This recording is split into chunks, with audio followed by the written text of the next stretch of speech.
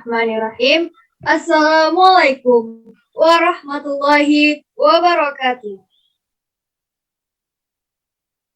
Selamat siang, salam sehat dan salam bahagia, salam sejahtera untuk kita semua. Oke, alhamdulillah, wassalatu wassalamu ala asrofil anbiya'i wal mursalin wa ala alihi wa ashabihi rasulillahi ajma'in. Amma ba'du. Firstly, marilah kita panjatkan puji dan syukur kita atas Recording in progress. Allah Ta'ala yang telah memberikan kita rahmat sehingga kita dapat hadir dalam dan dipertemukan secara daring dalam webinar Get to Know UI UX Designer yang ditaja oleh Figma Squad. Salawat dan salam tidak lupa pula kita hadirkan kepada junjungan alam yakni Nabi besar Muhammad SAW dengan lafaz Allahumma sholli ala Muhammad wa ala ali Sayyidina Muhammad. Yang terhormat penasihat Figma Squad Bapak Muhammad Irsyad STMT. Bapak Muhammad Irsyad kami mengucapkan selamat datang kepada Bapak. Yang kami hormati narasumber kita pada siang hari ini yaitu Kak Yusril dan Kak Suswanti, serta peserta webinar yang berkesempatan hadir pada siang hari ini. Tak kenal maka tak sayang maka tak cinta. Oleh karena itu, izinkan saya memperkenalkan diri sebagai moderator yang akan memandu acara webinar pada siang hari ini. Halo teman-teman semua, perkenalkan nama saya Fitri Syaknur, biasa dipanggil Fitri. Salam kenal semuanya.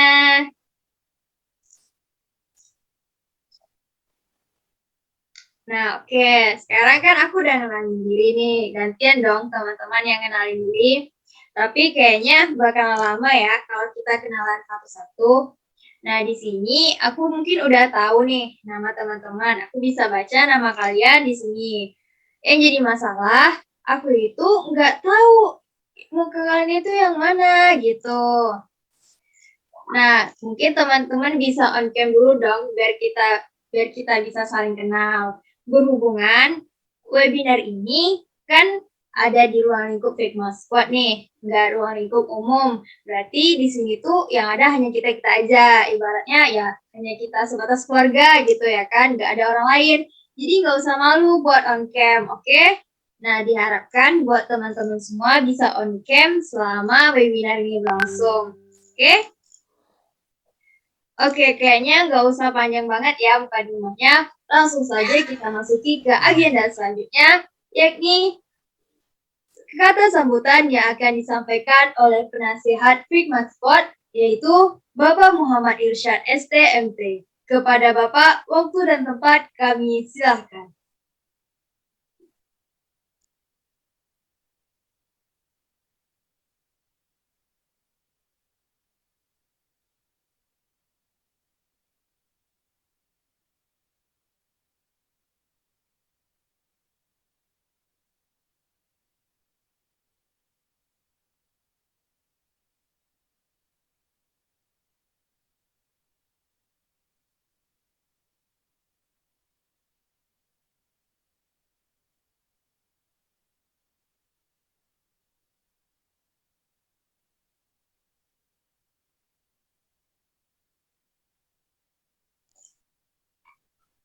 Halo Pak Irsyad.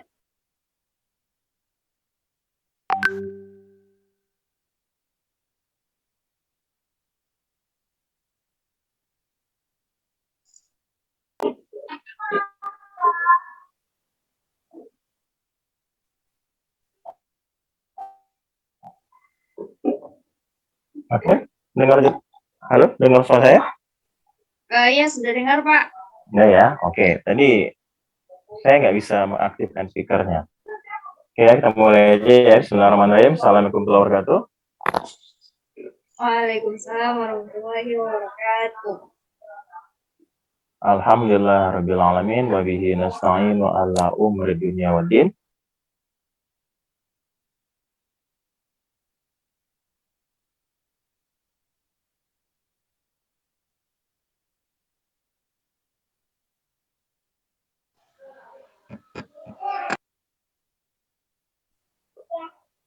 Oke. Ini dalam kegiatan Figma Squad ya. Jadi di sini peran saya sebagai dosen pembina ya terhadap kegiatan Squad ini. Dan ini adalah jurusan. Alhamdulillah kemarin juga sudah ketemu dengan pengurus inti dari Figma Squad. Dan juga sudah banyak bercerita tentang apa yang akan menjadi perencanaan ke depannya. Dan ini adalah kegiatan perdana gitu ya. Alhamdulillah semoga kegiatan ini juga dapat berjalan dengan lancar. Di sini saya sebagai pembina saya sangat appreciate ya terhadap kegiatan yang ditajak oleh mahasiswa, terutama untuk sesuatu yang kegiatan ini benar-benar baru ya, karena sebelumnya memang tidak pernah ada ya dibuat oleh mahasiswa. Selama ini kegiatan-kegiatan seperti ini hanya kegiatan mandiri. Nah, makanya dari sisi jurusan berkeinginan dari kegiatan ini dapat dibuat ya semacam kegiatan sifatnya berjamaah, ada study clubnya, bisa belajar bersama, bisa sharing banyak hal gitu ya, dan Pak Hades ya, dan yang sebagai ini ya, seorang yang berperan dalam lab squad ini. Nah, saya juga berharap dari kegiatan ini akan ada banyak hal yang bisa kita pelajari bersama gitu ya. Walaupun saya sebagai dosen, saya juga masih belajar tuh hal-hal yang seperti ini. Secara umum, dari kegiatan Figma Squad ini, selain menempa skill ya, skill personal mahasiswa, di mana masing-masing saling belajar gitu ya, dan termasuk juga ini akan ada dampaknya, terutama juga membantu dari sisi pemahaman materi perkuliahan. Kalau secara mata kuliah itu mata kuliah IMK, tapi juga mata kuliah DIA. Dan kemudian juga bisa lanjut ya, terutama di ini nanti skripsi ataupun juga tugas akhir ya. Karena kalau melihat perkembangan zaman saat ini, terutama di bidang IT ya, dan terutama sekali di masa pandemi gitu ya, bahwa di saat banyak orang sulit berinteraksi secara manual, makanya perlu difasilitasi aplikasi ya, terutama aplikasi yang jelas connect well dengan internet. Dan itu jelas ya, peran kita di sana sangat dominan. Dan kita sebagai doi peran yang diharapkan dan dibutuhkan. Nah, makanya siakan waktu ya. Jangan sia-siakan waktu di mana kita bisa bersama, kumpul bersama, belajar bersama, bisa diskusi bersama. Kita ambil momentum ini ya, karena ini adalah momentum yang sangat luar biasa sekali. Karena hal seperti ini masih akan berlanjut ya. Kalau teori konspirasinya itu ya tahun 2000. Nah, tadi ya, maksudnya gara-gara pandemi kita sudah berinteraksi secara manual dan akhirnya secara online, dan online itu diaplikasi. Dan akhirnya kita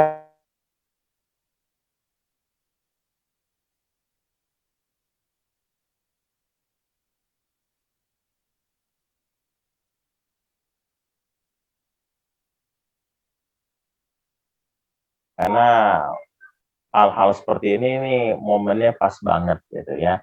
Nah, jadi tidak ada kata terlambat dan insya Allah ya, jika kita sungguh-sungguh ingin belajar bersama, ingin diskusi bersama gitu ya, maka akan terbuka jalannya.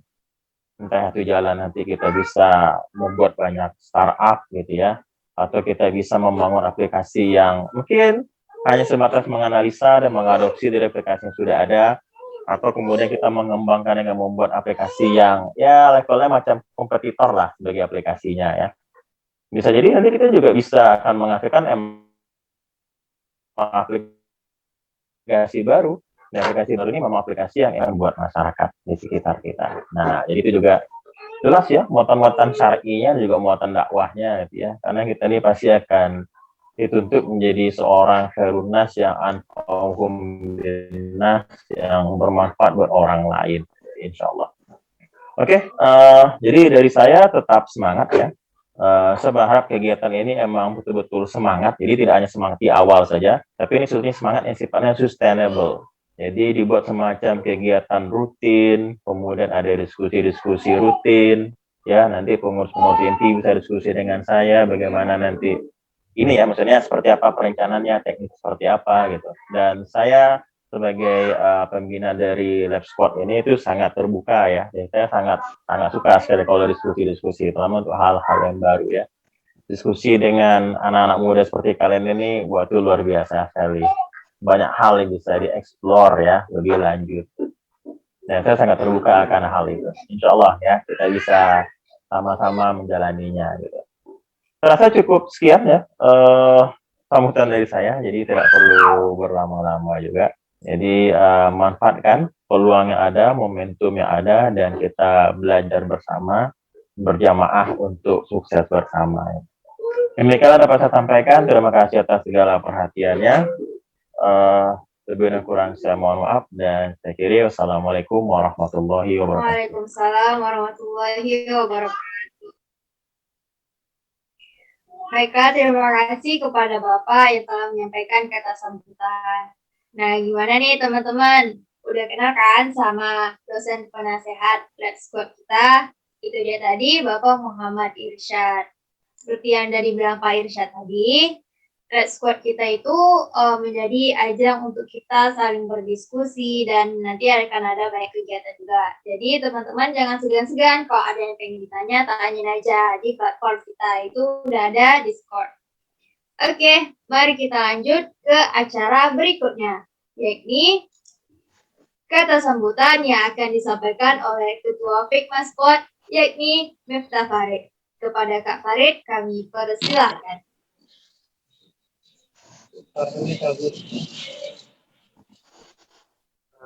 Dengar suara Bu moderator?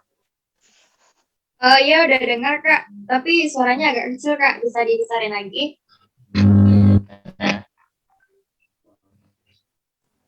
Oke, di sana bagaimana? Oke, sip, udah kedengeran. Oke, terima kasih kepada moderator kita yang cantik ini ya, yang sudah memberikan waktu dan tempatnya untuk saya menyampaikan sedikit sekadar dua kata kepada teman-teman semua. Oke, sebelum itu, Assalamualaikum warahmatullahi wabarakatuh. Waalaikumsalam. Alhamdulillahirabbil alamin. Wassalatu wassalamu ala asyrofil anbiya'i wal mursalin wa ala alihi wa sahbihi Rasulillah ya jamaah.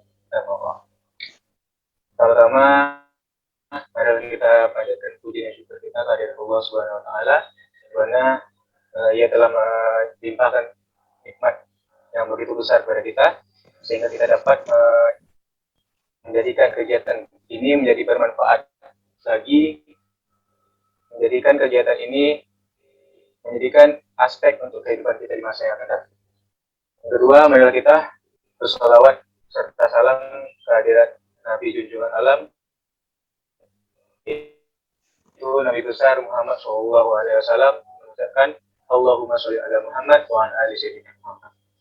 Yang saya hormati Bapak Penasehat Fikma Squad Bapak Muhammad Irsyad, dan yang saya hormati abang-abang serta kakak-kakak narasumber kita pada siang hari ini, dan yang saya banggakan teman-teman seperjuangan di webinar kali ini. Nah, di sini saya izin untuk memperkenalkan diri. Nama saya adalah Miftah Farid. Saya di sini sebagai ketua dari Lab Squad kita, yaitu Fikma Squad. Nah, di sini saya ingin membagikan sebuah pengalaman nih sebenarnya kepada teman-teman bahwa desain ini sebagai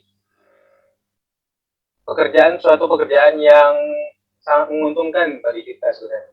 Karena bisa saya bilang ini kita hanya duduk santai aja di rumah, kita bisa menghasilkan uang, begitu. Jadi saya dulu pernah sedikit pengalaman saya ingin membagikannya waktu dulu SMK sih sebenarnya. Saya juga pernah bekerja sama perusahaan mobil itu. tidak perlu sebutkan lah ya namanya ya. Jadi di sana itu saya diminta sama orang perusahaannya sekaligus langsung satu poster itu dia menghadiahkan saya 100.000. Nah, saya hanya duduk di rumah loh mengerjakannya, jadi saya dapat mengirimkan satu poster, saya dapat 100.000 dari mereka. Nah, bayangkan jika mereka meminta lebih dari 10 poster, maka seminggu tuh saya bisa mendapatkan 1 juta. Nah, di sini saya ingin membagikan bagaimana gambaran jika kita hanya duduk di rumah, kita dapat menjadikan duduk di rumah itu menjadi bermanfaat sekaligus uang gitu kan. Nah, jadi di sini saya ingin membagi teman-teman motivasi sekaligus saya berharap dari kegiatan Lab Squad kita, teman-teman dapat mengambil pelajarannya serta teman-teman dapat belajar di rumah untuk menaikkan skill serta apa yang teman-teman inginkan untuk di masa depan. Nah, saya berharap kegiatan kita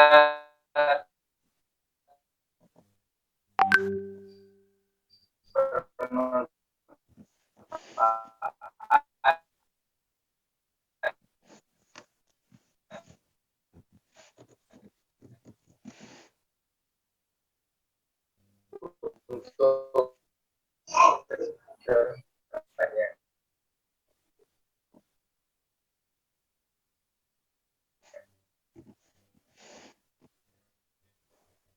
Dan saya ingin menyampaikan selamat datang di keluarga besar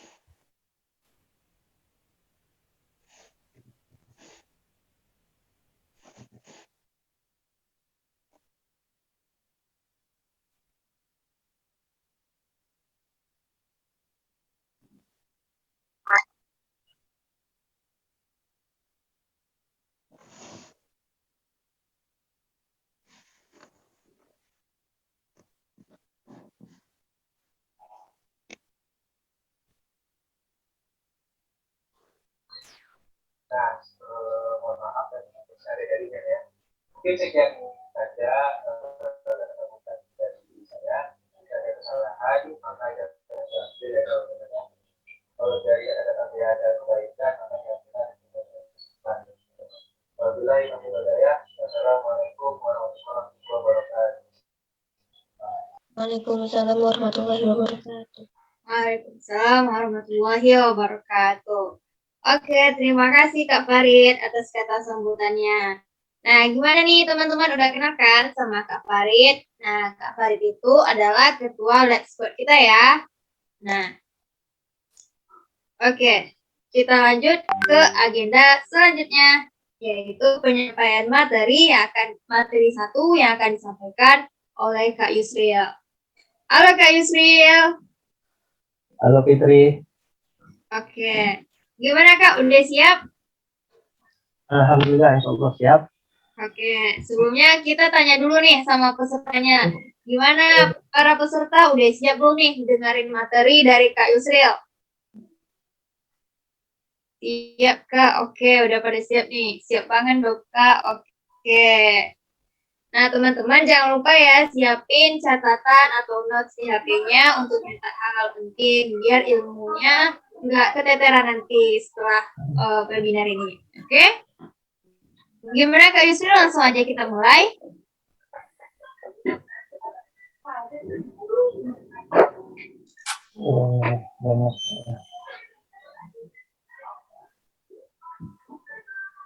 Oke, kepada Kak Yusril kami persilakan.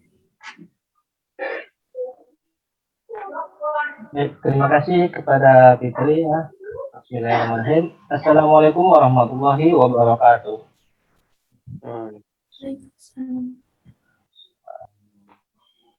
Baik, di sini saya sedikit memperkenalkan diri. Nama saya Yusril Hidayat, riwayat pendidikan dari SD berasal dari SD 5 Pekanbaru, terus di SMP berasal dari SMP 2 Pekanbaru, dan lanjut ke 2 Pekanbaru, dan sekarang saya sedang berstudi di Universitas Riau jurusan Teknik Informatika semester 5. Saya berdomisili di Pekanbaru Riau. Kawan-kawan yang ingin kenal lebih lanjut bisa add mungkin di Facebook nama Yusril Hidayat, di Instagram Yusril Hidayat 11. Mungkin cukup sekian untuk perkenalannya. Oke, selanjutnya. Nah, sebelum kita masuk ke materi, mungkin kawan-kawan di sini bisa menuliskan di kolom komentar 3 nama aplikasi ini, mulai dari kiri ya. Kita kasih waktu 15 detik. Mungkin kawan-kawan bisa nulis di kolom komentar ya.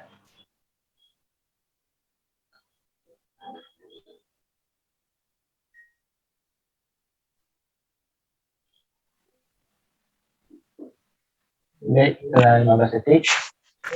Nah, betul lah. Dari Alvin Juniko, Bukan Fitri, bagus. Dari sebelah kiri itu nama aplikasinya Instagram, Twitter, dan Gojek. Nah, kawan-kawan di sini mungkin, padahal di situ tidak ada nama aplikasinya, tapi di situ kawan-kawan sudah tahu karena mengenal branding dari aplikasi tersebut. Itu akan kita ulas nanti, itu namanya user interface. Oke, selanjutnya. Nah, di sini ada gambar WhatsApp. Apa fungsi dari aplikasi WhatsApp dan seberapa sering kalian memakainya? Nah, mungkin di sini juga kawan-kawan udah sering lah ya pakai WhatsApp untuk chat keluarga, teman, pacar, dan mungkin ada juga di sini chat selingkuhannya ya. Jawabannya juga pasti cukup sering mungkin. Mudah-mudahan juga nggak ada yang chat untuk selingkuhan. Untuk mengirim pesan, kita bisa menekan tombol warna putih di bagian bawah, lalu keyboardnya ada tiket akan muncul untuk kita mengetik lalu mengirimkannya. Oke, selanjutnya. Nah, tadi telah kita bahas sedikit tentang UI. Abangnya apa sih bilang UI? Nah, kita bahas ini mulai dari pengertiannya. UI itu kepanjangannya User Interface. User Interface itu adalah visual sebuah produk yang menyebabkan sistem dengan pengguna, yaitu user. Tampilan UI dapat berupa bentuk, warna, dan tulisan yang didesain menarik mungkin. Secara sederhananya, UI adalah bagaimana tampilan sebuah produk itu dilihat oleh penggunanya. Tampilan UI ini ditetapkan pada si perangkat asli ada tampilan UI-nya. Sebagai contohnya nih, kawan-kawan pasti pernah melihat tampilan menu-menu aplikasi di Google Play Store, atau bisa kita analogi rumah yang baru. Itu pasti kawan-kawan akan melihat mulai dari awal masuk, lihat alamannya, lihat pintu, tampilan ruang tamu, tampilan dari lukisan-lukisan. Tentu itu akan menjadi daya tarik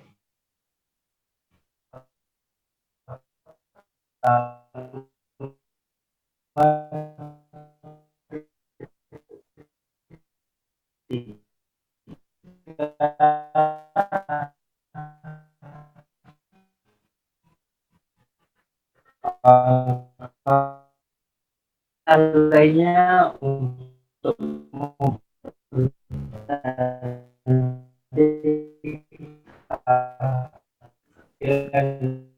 dari sebuah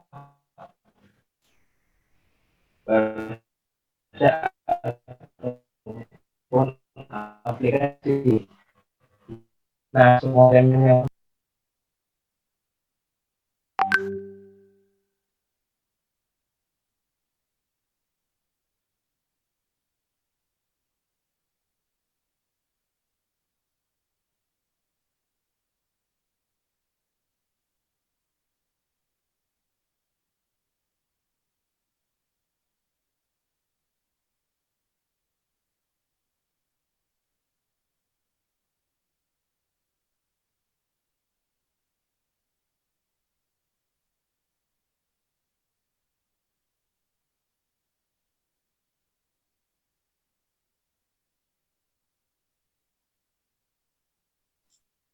Mohon maaf sebelumnya, kayaknya jaringan Kak Yusril sedikit bermasalah. Kita tunggu sebentar ya.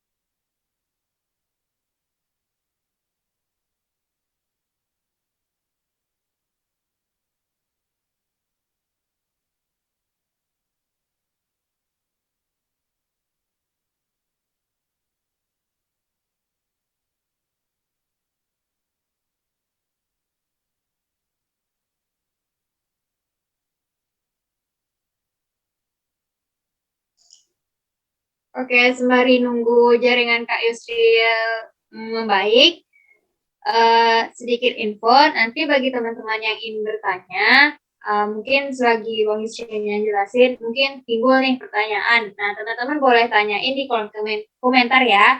Nanti pertanyaan teman-teman bakalan kita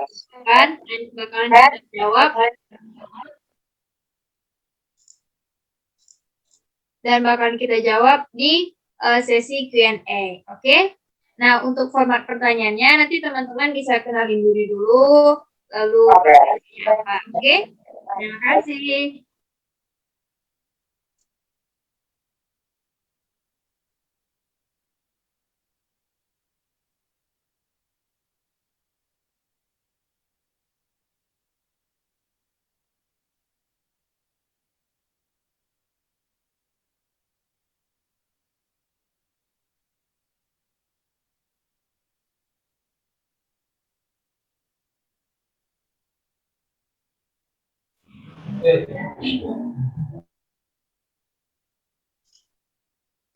Maaf tadi ada sedikit jaringan. Keluar bentar. Jadi kita masuk dulu terus. Oke, selanjutnya.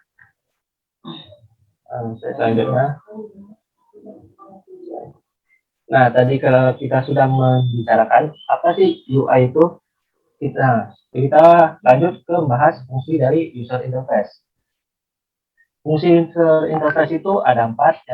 Yang pertama, mempermudah interaksi dengan produk. Yang kedua, meningkatkan penjualan. Yang ketiga, mempercepat pertumbuhan bisnis. Dan yang keempat, meningkatkan kekuatan branding produk.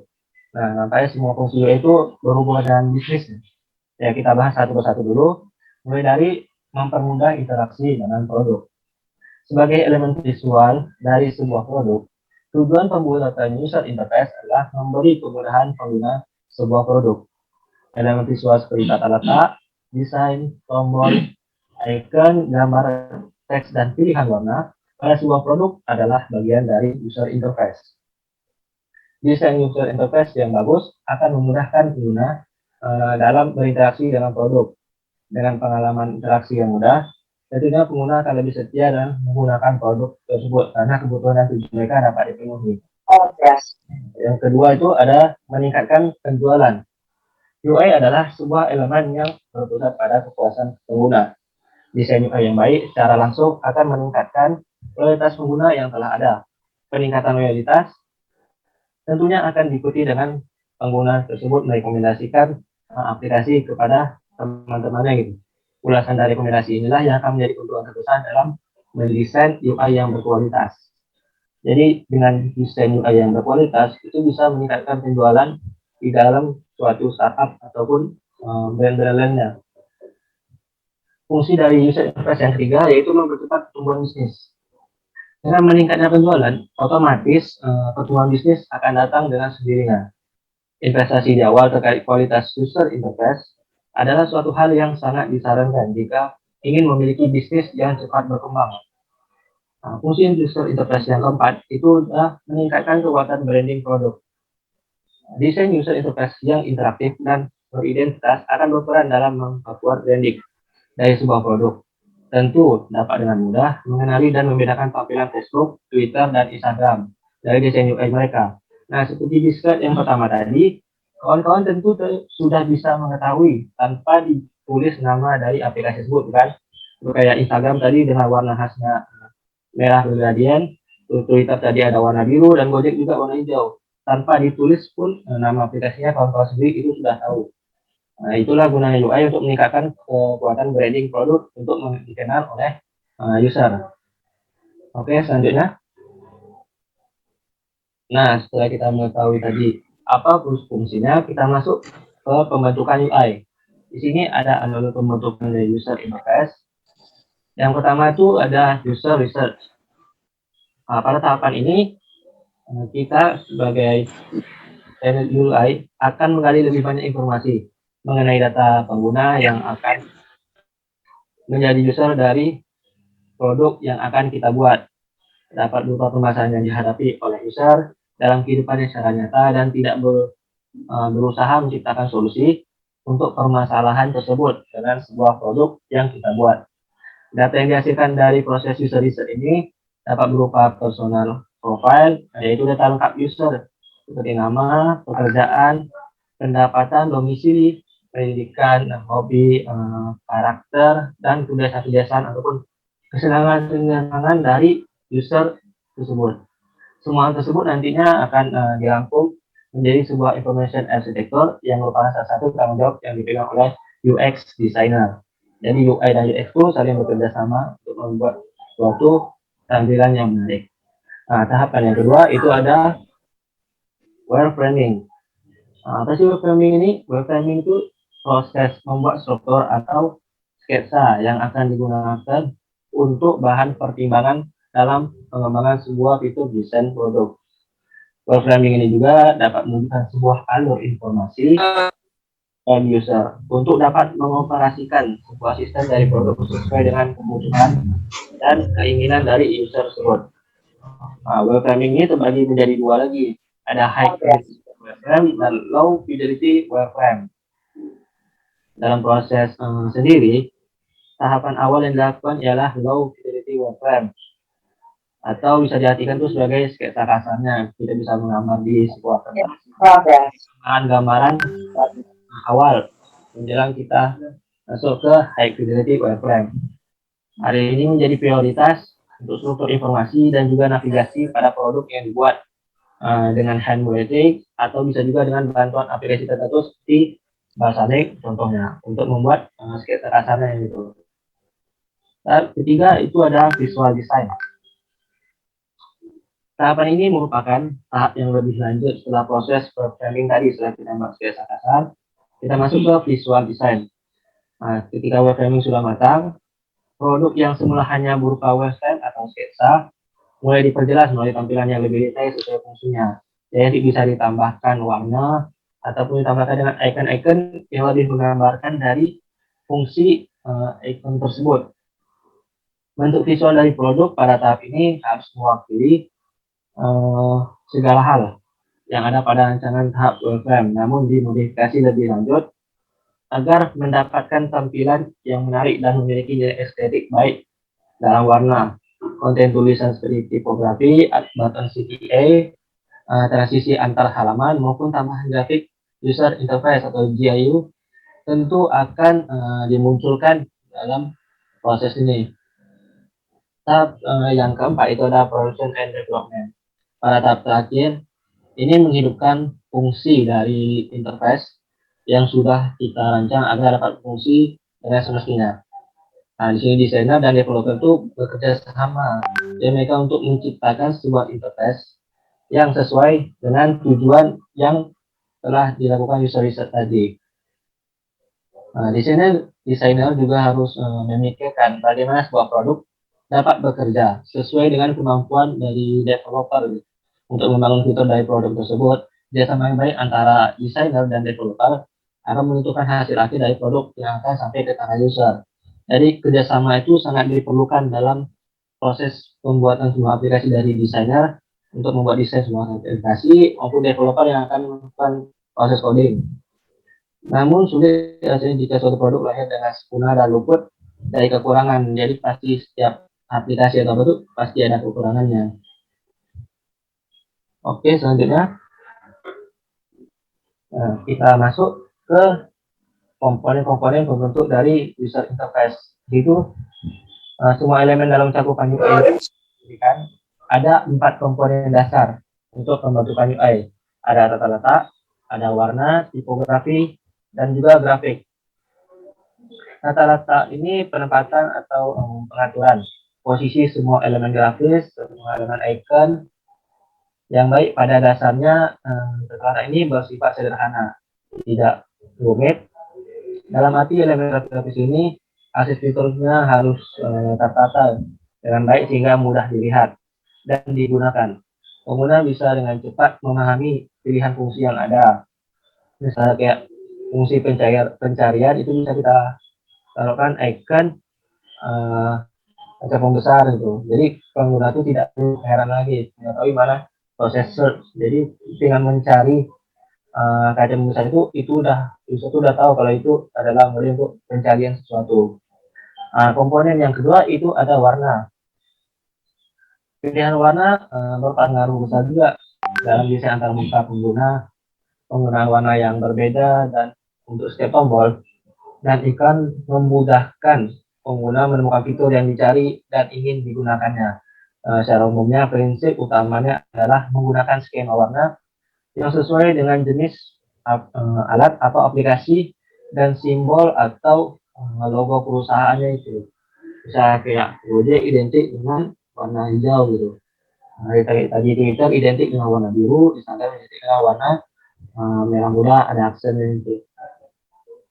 Selanjutnya untuk komponen ketiga itu ada tipografi. Tipografi ini penggunaan jenis huruf yang tepat. Ini sangat penting karena elemen ini berperan dalam menentukan tingkat keterbacaan suatu icon maupun suatu fungsi-fungsi dari aplikasi yang kita buat. Huruf atau teks di situs online, aplikasi game atau alat-alat digital tidak hanya harus mudah dibaca, tetapi juga enak dilihat dan unik. Tidak bisa kita misalnya bikin sebuah tulisan itu ukurannya 20, ukurannya 50, itu kan sangat besar dan memakan banyak space. Jadi tipografi sangat diperlukan dalam pembentukan sebuah UI yang baik. Komponen yang terakhir yaitu grafik. Grafik ini yaitu elemen visual terutama gambar dan icon bisa menjadi poin utama. Contohnya sebuah logo perusahaan harus memberi fungsi representatif pada model bisnis atau industri yang digeluti perusahaan tersebut. Kita ambil contoh sini Gojek ya. Gojek itu zaman barunya itu mereka mempresentasikan itu sebagai satu tombol, dan mereka dengan satu tombol itu bisa mengakses ke seluruh layanan yang ada di Gojek tersebut dengan warna hijaunya tadi yang identik dengan warna hijau. Dengan melambangkan logo, kita juga bisa tahu tanpa ada tulisannya itu adalah logo Gojek, logo aplikasi lain, logo Instagram, logo Twitter. Oke, selanjutnya.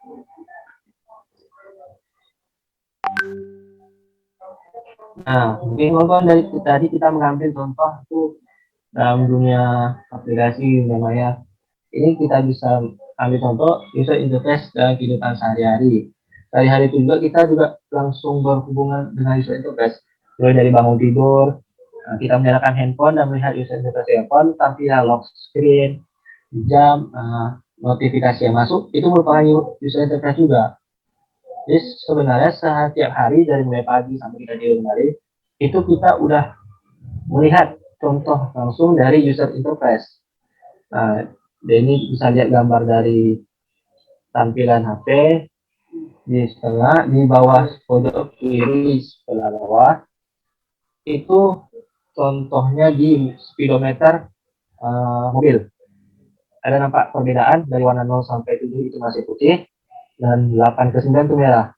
Di sini mereka mengisyaratkan kalau untuk 0 sampai 7 itu masih dalam rentang yang aman untuk badan. Sudah masuk ke bagian 8, itu mereka beri warna merah, berarti menandakan itu sebagai kecepatan batas maksimumnya itu udah lewat, itu udah berbahaya untuk seorang pengendara, bisa menyebabkan kecelakaan juga. Nah, di pojok sebelah kanan bawah itu ada MOS ini MOS zaman dulu. Penggunaannya sangat beda dengan tampilan dari mouse sekarang. Di bawahnya nampak seperti roda dan ada satu tombol di sebelah kirinya untuk mengkliknya. Ada juga contoh tuh, bisa kita ambil contoh di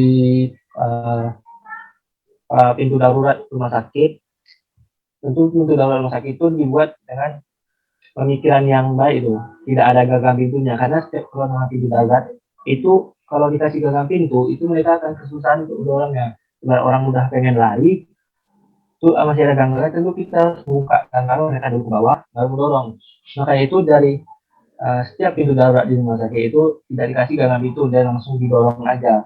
Jadi setiap, karena ada kejadian yang darurat, itu para pasien ataupun pengunjung itu panik dan mereka bisa langsung mendorong aja pintunya tanpa harus meminta ke bawah pegangannya. Oke, selanjutnya.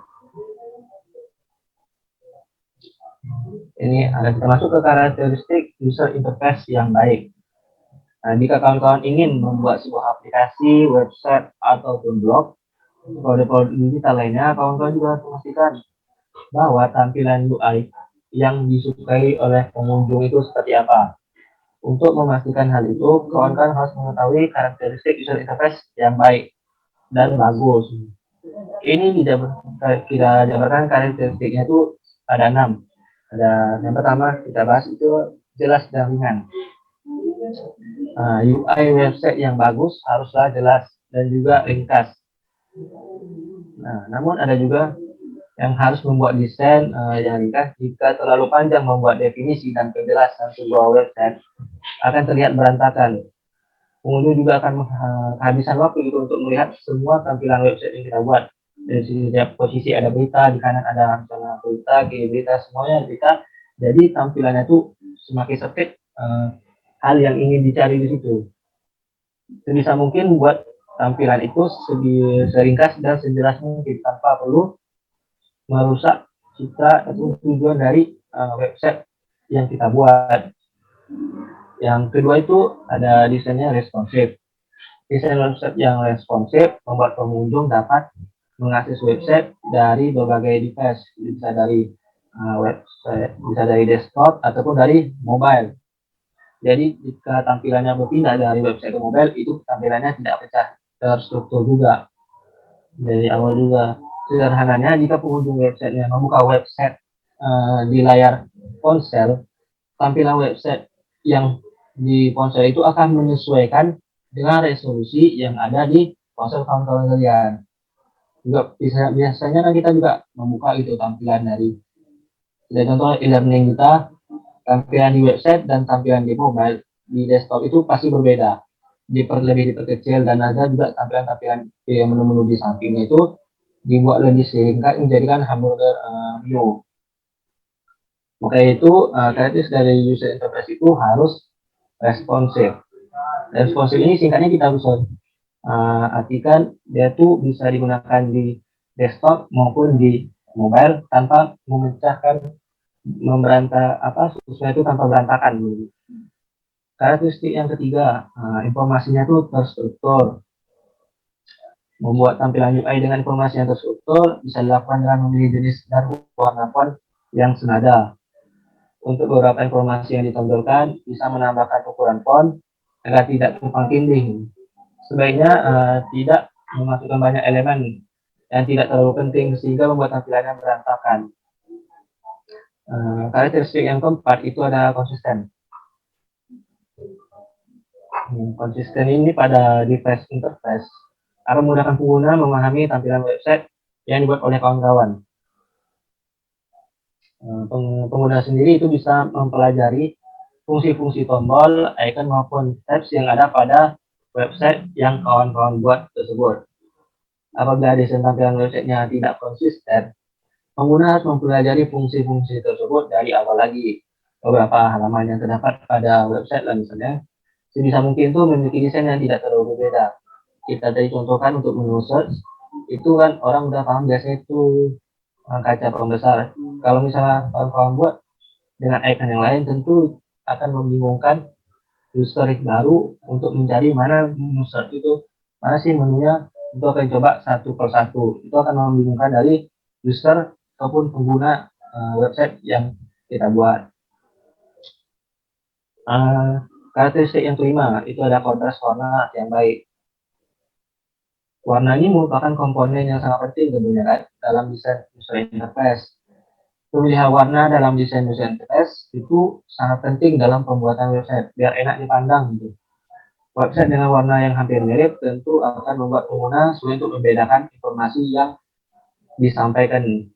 Misalnya kita memilih warna putih untuk backgroundnya, tentunya kita memilih tulisan yang warnanya kontras dengan warna background. Misalnya kita pilih warna hitam, merah, ataupun kuning untuk tulisannya. Kalau misalnya tulisannya kita bikin warna putih juga, tentu itu tak akan nampak di background kan. Nah itulah gunanya kontras warna itu harus sesuai dengan backgroundnya. Yang keenam itu karakteristiknya intuitif. Tampilan desain UI dikatakan baik dan intuitif itu maksudnya ketika mereka menggunakan produk digital Mereka tidak perlu berpikir tentang apa yang mereka lakukan gitu.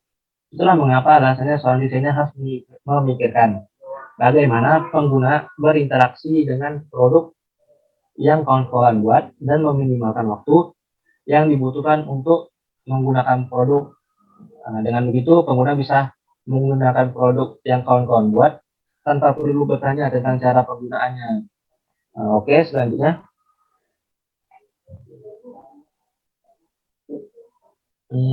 Kita masuk ke pentingnya UI bagi sebuah produk. Tadi kita udah membahas beberapa bagian untuk user interface ini. Inilah pentingnya UI bagi sebuah produk. Jadi kawan-kawan yang ingin mendirikan sebuah startup ataupun website itu ini tentu sangat penting. Selama memahami tadi, jika kita analogikan sebagai sebuah rumah itu akan dirancang dengan sedemikian indah. Jika rumah itu kita rancang dengan bagus, tertata rapi, tentu pengunjung ataupun tamu itu akan senang dengan masuk dalam rumah kita. Sehingga mereka juga betah berlama-lama. Kalau misalnya rumah yang kita desain untuk kita buat itu berantakan, tidak bersih, tidak rapi, itu tamu itu akan malas dulu lama-lama di rumah. Jadi mereka cepat pergi. Itu bisa kita analogikan untuk sebuah website ataupun produk yang kita buat itu dibuat sedemikian bagus, sedemikian rapi supaya user ataupun pengguna itu betah lama-lama di produk yang kita buat. Nah, di sini pentingnya user interface untuk sebuah produk itu pertama memudahkan interaksi pengguna dengan sebuah produk. Pada dasarnya desain UI merupakan elemen visual dengan sistem produk. Itu termasuk dengan desain layar, tombol, icon, gambar, teks, dan semua elemen visual lainnya berperan sebagai jembatan produk dengan pengguna. UI pada sebuah produk, baik aplikasi maupun website, menjadi sangat penting karena dengan UI, pengguna bisa berinteraksi dengan produk tersebut. Tampilan UI yang baik pastinya akan memudahkan interaksi pengguna dengan produk yang kita buat. Jika interaksi pengguna berjalan baik, kebutuhan dan tujuan pengguna menggunakan produk yang kita buat tentu dapat terpenuhi dan mereka juga akan kembali ke produk kita karena tujuan mereka mencari itu sudah ada di produk yang kita buat. Penting unsur yang kedua itu adalah meningkatkan penjualan dan pertumbuhan bisnis. Tujuan utama setiap bisnis tentu ada untungnya kan, ada yang ingin tumbuh terus, pertumbuhan dan bisnisnya. Di sini desain UI dapat meningkatkan pengalaman dan kepuasan pengguna hingga pada akhirnya bisa meningkatkan jumlah pengguna dan itu juga bisa produk yang kita buat itu bisa ada pendapatan yang lebih gitu jika UI yang kita buat itu bagus dan baik. Karena UI itu berfokus pada kepuasan dan kesenangan dari pengguna. Maka UI berperan penting dalam kesuksesan bisnis yang kawan-kawan buat. UI yang baik juga membangun reputasi sebuah produk lebih baik. Itulah mengapa UI menjadi sangat penting bagi setiap produk untuk menyukseskan sebuah bisnis ataupun produk yang kawan-kawan buat. Yang ketiga itu ada meningkatkan kualitas branding. Izin Bang, waktunya tinggal 3 menit lagi. Desain UI seharusnya lebih dari sekedar visual yang cantik dan enak dipandang gitu ya. Desain UI secara langsung akan mencerminkan nilai dan kualitas produk, persaingan dagang yang semakin ketat, sehingga membuat setiap perusahaan harus berlomba-lomba dalam menciptakan tampilan yang menarik dan menyenangkan ketika digunakan. Oke, selanjutnya. Ini untuk kawan-kawan yang ingin membuat UI, di sini ada beberapa tools yang bisa digunakan kawan-kawan. Ini untuk membuat wireframe, tadi kan sudah ada dulu kita jelaskan, ada salah satunya itu ada wireframe. Itu kawan-kawan bisa menggunakan Mockflow ataupun Balsamiq. Nah, untuk membuat desain dari UI, itu kawan-kawan bisa menggunakan Figma ataupun Adobe XD. Di sini Figma Labsquad, kami menggunakan toolsnya itu Figma, karena memudahkan dalam membuat desain tampilannya itu dengan cepat. Selain itu, Figma juga bisa diakses melalui browser saja, mulai dari Google Chrome, Mozilla Firefox, Opera, ataupun Safari. Juga bisa digunakan di berbagai OS, dari Windows, Mac OS, Linux itu bisa diakses Figma. Kelebihannya juga Figma ini bisa menjadi tools kolaborasi di mana mungkin kita dapat bekerja secara bersamaan pada suatu proyek. Tentu ini sangat efektif bila kita sedang mengerjakan suatu proyek dengan developer, desainer, ataupun copywriter secara langsung dalam waktu yang sama. Oke, selanjutnya. Nah, sepatah dua patah dari Bapak Steve Jobs. Desain bukan hanya apa yang terlihat dan terasa. Desain adalah cara kerjanya. Mungkin itu saja yang dapat saya sampaikan. Apabila ada kesalahan dan kekurangan mohon dimaafkan. Wabillahi taufiq wal hidayah. Assalamualaikum warahmatullahi wabarakatuh. Waalaikumsalam warahmatullahi wabarakatuh. Oke, terima kasih Kak Yusril. Nah, gimana teman-teman? Dari penjelasan Kak Yusril tadi kayaknya udah jelas lah ya. Jujur, saya awalnya ngira UI itu kepanjangan dari UNI. Ternyata UI itu kepanjangan dari User Interface. Oke, terima kasih banget nih buat Kak Yusril yang udah memberikan pemahaman ke kita. Nah, bagi teman-teman yang ingin bertanya, boleh dipersilahkan tuliskan pertanyaannya di kolom komentar ya. Jangan lupa buat kenalin dirinya dulu, terus tulis apa pertanyaannya. Oke? Nah, kita bakalan tampung pertanyaan teman-teman nanti di sesi Q&A kita bakalan jawab. Oke? Jadi silakan ditulis dulu ya pertanyaannya.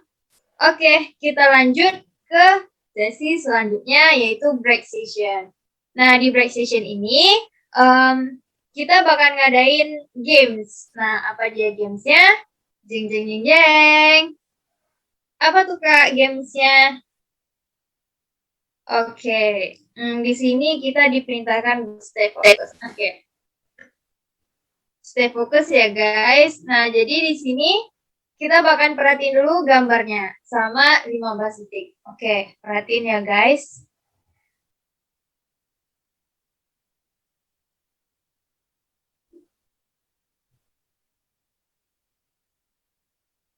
Diperhatiin dulu, misalnya ada berapa beruangnya, itu adiknya makan apa. Diperhatiin guys, oke? Oke, pertanyaannya berapa jumlah orang pada gambar tadi? Oh my god, unexpected banget pertanyaannya. Ayo, ada yang jawab 20, 35 Kak, oh my god. Ada yang jawab 16, 21. Oke, mana lagi nih jawabannya? Ayo, dijawab. 20, 100. Aduh, ini kebangetan nih. Banyak Kak, aduh iya banyak sayang, banyak. 1, karena kita faste, siap. Kita faste, 1. Ada lagi yang mau jawab? Banyak pokoknya, siap. Lebih dari 1. Aduh, pengen nampol nih yang jawab lebih dari 1 nih. Oke, jawabannya kita kunci. Sekarang kita hitung sama-sama yuk. Kak operator boleh slide-nya dipindahin dulu. Oke, kita hitung bareng-bareng ya. 1, 2, 3, 4, 5, 6, 7, 8, 9, 10, 11, 12, 13, 14, 15, 16, 17, 18, 19, 20, 21. 21 jawaban yang benar. Ayo, siapa tadi yang jawab benar? Tunjuk tangan. Weh, selamat ya buat yang menang. Oke, next. Oke, mari kita perhatiin. Hitung berapa banyak orangnya. Mereka ngapain.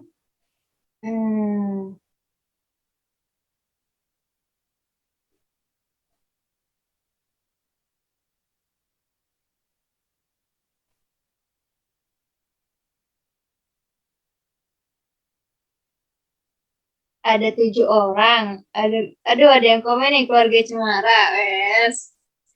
Oke, next Kak, pertanyaannya. Sampah apa yang dibawa oleh anjing di gambar tadi? Aduh. Apa nih guys? Ada yang jawab botol aqua, tulang, botol plastik, botol mantan, astagfirullahaladzim. Botol plastik, ada yang jawab botol. Oke, botol semua nih.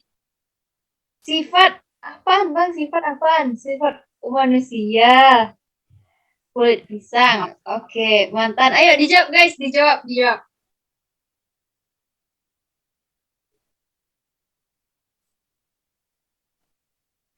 Waduh, ini kok kayaknya banyak yang jawab mantan nih. Kayaknya para set boy ya yang jawab mantan nih. Duh, kasian banget ya. Kardus, oke. Unik-unik ya jawabannya.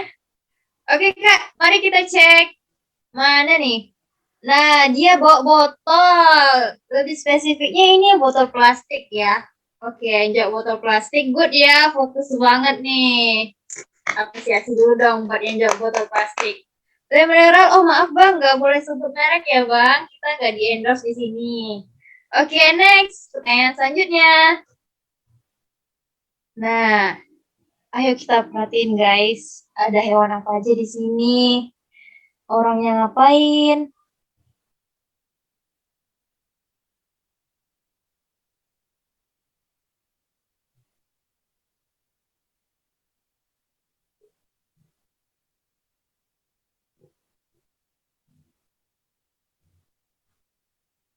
Nah, ini dia pertanyaannya. Apa warna ular pada gambar tadi? Biru merah, hijau kuning. Wih, banyak nih jawabannya. Ungu, hijau kuning. Kebanyakan jawabnya hijau kuning ya. Wih, keren-keren. Hijau cerah. Oke, boleh-boleh. Blackpink. Aduh, ini ada penggemar Blackpink nih di sini nih. Batik. Boleh. Kita kunci jawabannya ya. RGB. Apaan RGB, Bang? Ayo guys, dijawab. Nah, jawabannya ini warna apa nih? Warna hijau kuning ya? Stripes. Oke, ini jawabannya hijau kuning ya. Good. Nah, gimana teman-teman? Ada yang benar semua nggak jawabannya tadi? Bener dong, wes. Aku ada kayak gini, aku, saya. Wih, itu bohong nggak tuh? Cuma salah 3. Aduh, salah semua dong. Saya, Kak. Oke. Selamat ya buat yang jawab benar semua. Berarti kalian adalah termasuk orang yang fokus. Tepuk tangan dulu dong buat yang jawabannya benar semua. Yeay.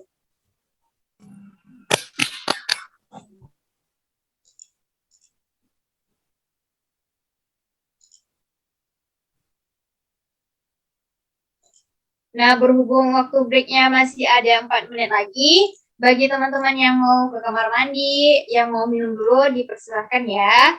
Nanti kita bakal balik lagi jam 3:05. Masih ada 3 menit lagi. Oke? Dipersilahkan kepada teman-teman yang mau kamar mandi, yang mau minum, atau yang mau ngabari doinya dulu, boleh juga. Bagi yang nggak punya doi, udah stay aja di sini, guys.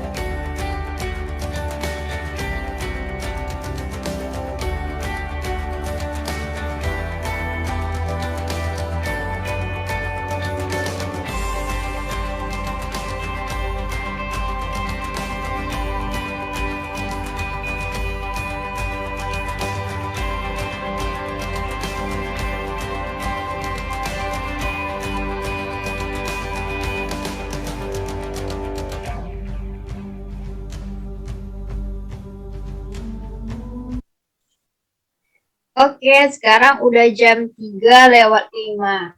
Wah, waktu cepat berlalu ya, nggak berasa nih.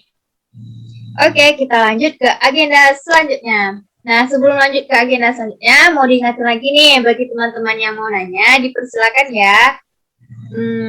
Jangan lupa dengan format nama, terus materi 1, terus pertanyaannya apa. Nanti kalau teman-teman mau nanyain tentang materi kedua, nanti jangan lupa ya kasih tahu materi 2 gitu. Oke? Oke, kita lanjut ke agenda selanjutnya, yaitu penyampaian materi 2, Introduction to UX, yang akan disampaikan oleh Kak Suswanti. Halo Kak Suswanti. Halo.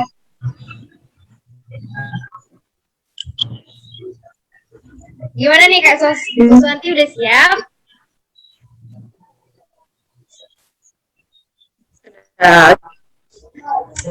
Oke, udah berapa persen nih Kak kesiapan Kakak nih? 98 lah. Kan belum mulai kita. Oh, kenapa nggak 100 nih Kak? Apa nih bukan nih? Sisanya nungguin aja lah nanti ya. Oh, oke, siap. Oke, gitu kita mulai aja langsung ya. Nggak usah lama-lama ya. Oke, makasih Fitri. Oke, langsung saja. Assalamualaikum teman-teman semua. Semoga dalam keadaan sehat ya. Jadi sebelumnya izin memperkenalkan diri. Nama saya Suswanti Andriani, domisili dari Rengat, Riau. Status mahasiswa dari UIN Suska Riau, jurusan Teknik Informatika. Jadi di sini ada untuk lebih apabila ada yang ingin ditanyakan dari teman-teman bisa via DM ya atau email. Nah, nggak usah panjang-panjang nih untuk perkenalannya, langsung saja masuk ke materi. Next.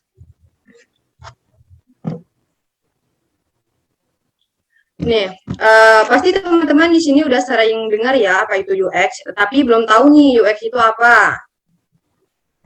Nah, next. Nah, jadi UX atau User Experience itu adalah sebuah pengalaman seseorang dalam menggunakan atau berinteraksi dengan sebuah produk atau jasa. Kemudian, desain UX ini cenderung fokus pada pembuatan produk yang memecahkan masalah.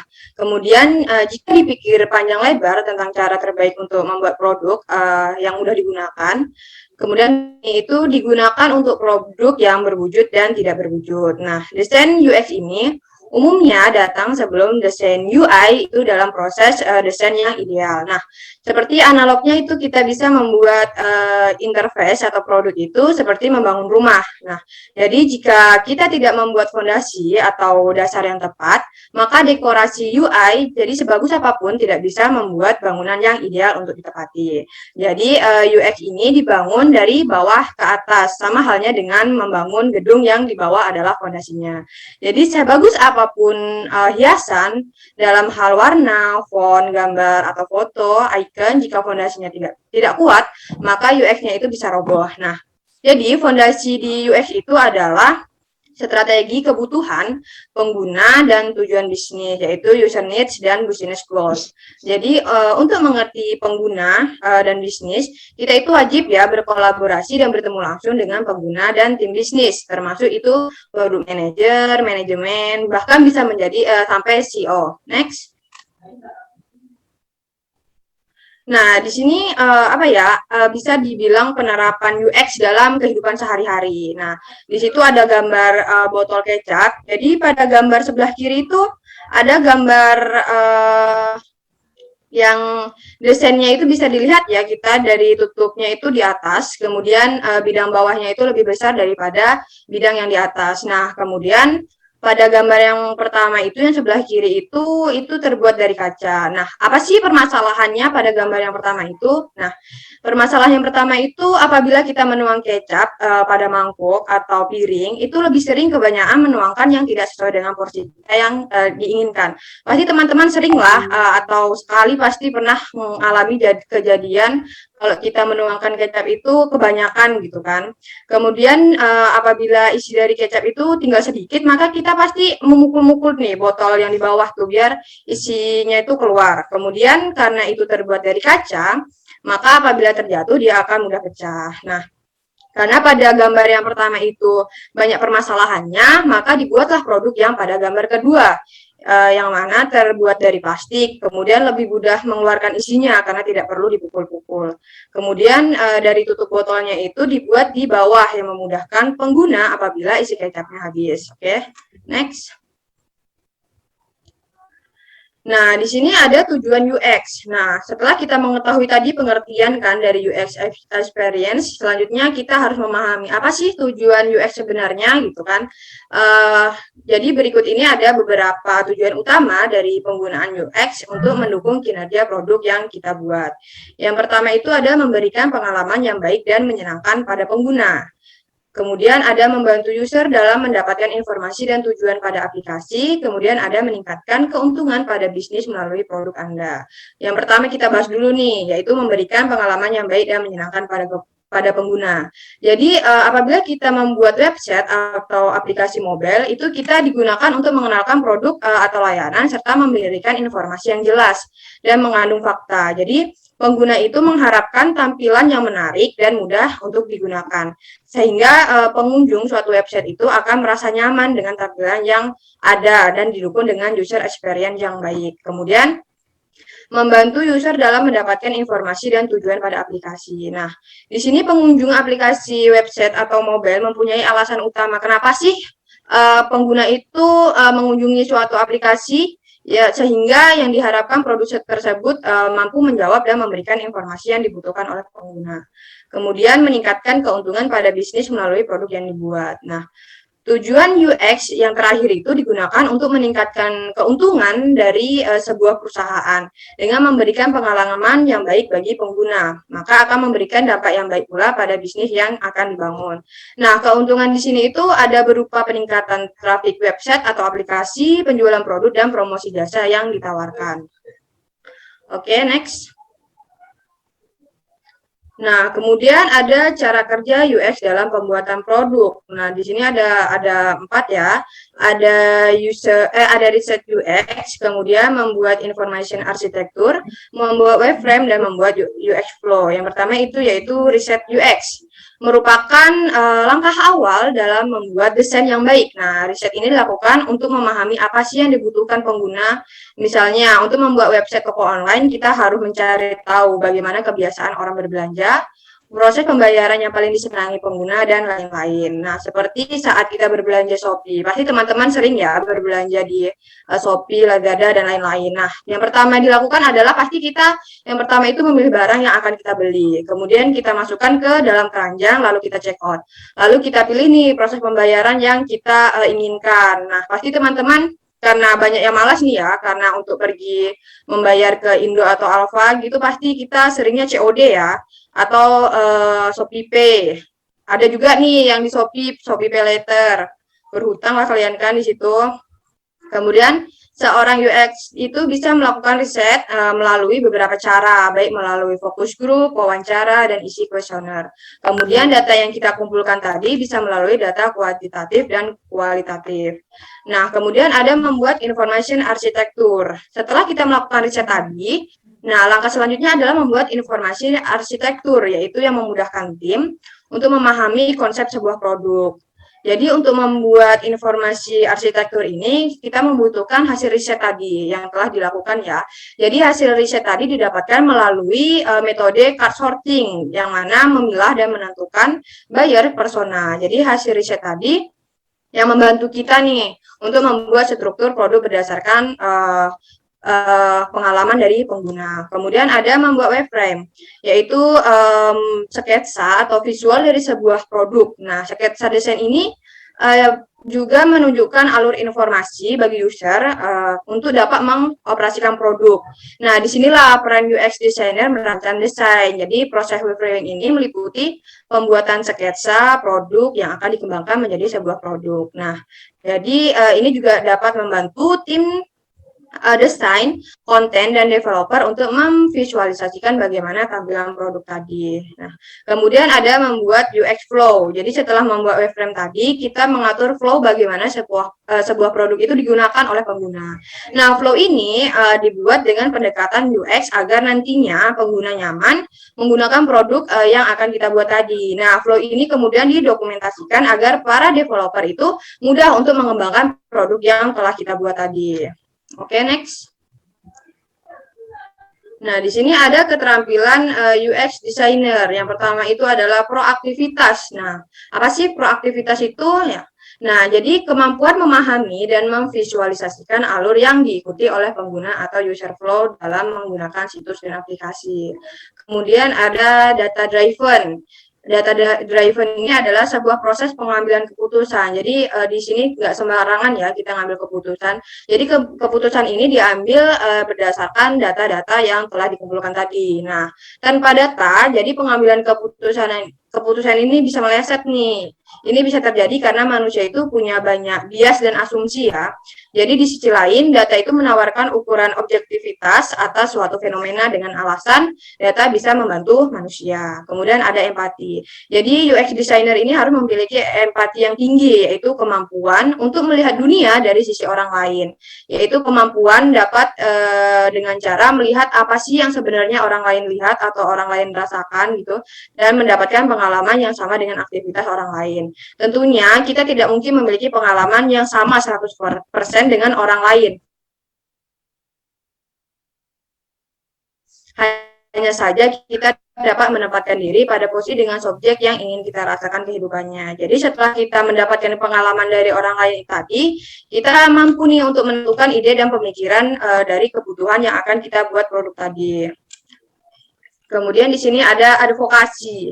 Advokasi itu adalah mendukung suatu alasan untuk melakukan perubahan kebijakan. Dapat diartikan juga bahwa advokasi yaitu cara yang digunakan dalam rangka mencapai suatu tujuan tertentu. Nah, UX designer juga harus memiliki keterampilan komunikatif, yang mana memiliki komunikasi baik dan kecepatan dalam berpresentasi. Nah, kemampuan perencanaan proyek atau pengelolaan sumber daya itu melaksanakan dan evaluasi suatu proyek. Nah, UX designer juga harus up to date nih. Seorang UI atau UX designer ini harus up to date agar dia mengerti nih tren desain yang menarik saat ini apa sih gitu kan. Manajemen waktu dan menangani deadline yang biasanya diberikan dalam perencanaan sebuah web. Oke, next. Nah, kemudian di sini ada tools Figma Labs. Nah, tools yang digunakan oleh tim UX Figma Labs sendiri itu ada dua, yaitu ada Google Docs dan Figma. Nah, apa sih Google Docs itu? Google Docs itu merupakan layanan pengelola data, lembar sebar, kemudian presentasi, formulir, dan penyimpanan data berbasis web dari Google. Nah, kenapa tim kami menggunakan Google Docs ini? Karena Google Docs ini memiliki fitur komentar, chat, dan pengeditan real time. Jadi di Figma Labs ini kita menggunakan Google Docs dalam tahap user research. Tim Figma Labs akan mencatat semua hasil dari riset ke dalam Google Docs dengan bahasa yang natural ya, tidak berbelit-belit. Kemudian Google Docs ini merupakan pilihan yang ideal bagi tim kami untuk saat ini, di mana kita tidak dapat bekerja sebagai tim walaupun tidak bertemu secara tatap muka. Nah, tools yang selanjutnya itu adalah Figma, yaitu adalah editor grafik, vektor, dan alat prototyping berbasis web. Nah, Figma ini juga menyediakan fitur-fitur UX seperti fitur brainstorming, ada user persona, dan wireframe. Nah, aplikasi dari Figma ini dapat mempercepat kinerja dari tim kami dalam melakukan riset final, di mana hasil dari riset final ini akan langsung dapat di-develop oleh tim UI Figma Labs. Nah, next. Nah, di sini ada fitur-fitur pada Figma ya. Di sini pada gambar yang sebelah kiri ini ada wireframe. Nih bisa dilihat gambarnya. Kemudian yang di tengah ini ada brainstorming. Kemudian yang paling kanan ini adalah user persona. Nah, ini merupakan fitur-fitur pada Figma. Oke, next. Nah, di sini ada role play UX di dunia industri. Jadi, karena roles dan tanggung jawab UX designer itu berbeda-beda di setiap perusahaan, maka bisa saja kita menemukan tentang roles yang berhubungan dengan UX designer ini sedikit berbeda dengan situasi yang sebenarnya. Yang pertama itu ada UX research, yaitu melakukan riset mendalam tentang perilaku pengguna, pain point dari pengguna, hingga alternatif yang bisa diambil oleh tim. Beberapa metode yang biasanya dilakukan itu seperti user interview, observasi, design survey, atau usability test, dan lain-lain. Kemudian ada UX designer atau product designer, yang mana ini memikirkan bagaimana alur suatu produk itu menjadi efisien, efektif, dan terasa menyenangkan bagi user. Nah, beberapa metode yang biasa dilakukan itu seperti membuat flowchart atau wireframe. Kemudian ada UI designer, di mana seorang UI designer ini bertanggung jawab mendesain high-fidelity untuk setiap proses dalam sebuah produk dan membuat prototipe yang sudah bisa diklik. Kemudian ada graphic design. Di sini adalah mendesain hal-hal grafik yang dibutuhkan suatu produk seperti ilustrasi, icon, dan banner. Kemudian yang terakhir itu ada UX copyright, yaitu tugasnya itu membuat teks, konten, atau label pada suatu produk lebih humanis dan lebih jelas pesan yang disampaikan untuk user. Oke, next.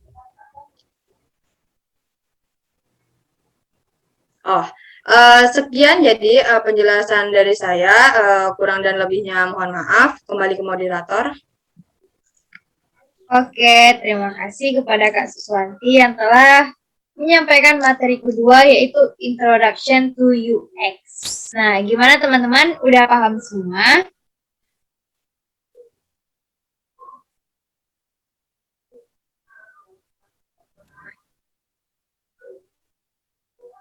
Nah, Kak, ini kita masih ada waktu nih, 10 menit lagi. Karena jatah Kakak itu ada 30 menit. Nah, kita bincang-bincang dulu deh, Kak, tentang UX. Boleh nggak, Kak? Oke. Oke. Nah, itu kan ada, sebelumnya mau nanya nih, Kak. Kakak udah pernah pakai tools apa aja nih sebelumnya? Dua-duanya udah pernah. Berarti Kakak Baru coba sih, lebih ke coba-coba sih. Oh, baru nyoba-nyoba ya, Kak? Iya. Oke. Kira-kira udah berapa lama nih, Kak, Kakak nyoba Figma? Baru 2 minggu yang lalu sih, karena ada tugas kemarin, jadinya buka pakai Figma itu. Oh, gitu ya, oke. Nah, gimana nih pengalaman Kakak sama 2 minggu baru pakai Figma gitu? Belum banyak juga ya yang bisa dipelajari, kayak yang baru basic-basicnya aja sih kemarin ngedesain gitu. Oke, berarti kita masih awam semua nih, Kak. Berarti gimana nih? Kakak pakai Figma enak nggak atau gimana gitu, Kak? Sebenarnya enak-enak aja ya, karena kalau gimana ya, karena basicnya aja ya yang tahu, karena untuk masukkan gambar tuh mudah-mudah aja, kayak pemilihan font atau warna dan lain-lain. Di Figma mudah gitu. Oke, berarti mudah ya, Kak. Selama 2 minggu nih kayaknya Kakak ada bikin project itu nggak, Kak? Project gimana tuh? Saya Kakak coba-coba bikin project gitu. Ada sih kemarin. Nggak cuman ini sih, sebatas ngerjain tugas aja di situ. Belum terlalu membuat pengen buat project aja.